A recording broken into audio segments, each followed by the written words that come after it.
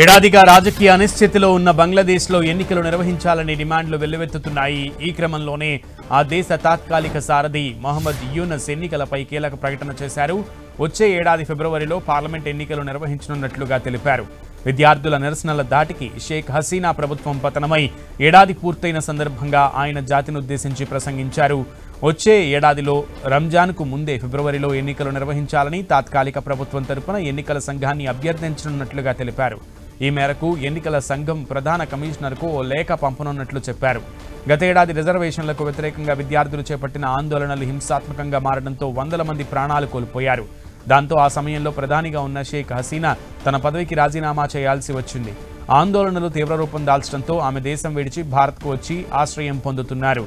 ఆమె రాజీనామాతో బంగ్లాలో అవామీ లీగ్ ప్రభుత్వం పడిపోయింది. ప్రస్తుతం మహమ్మద్ యూనస్ సారథ్యంలో తాత్కాలిక ప్రభుత్వం కొనసాగుతోంది.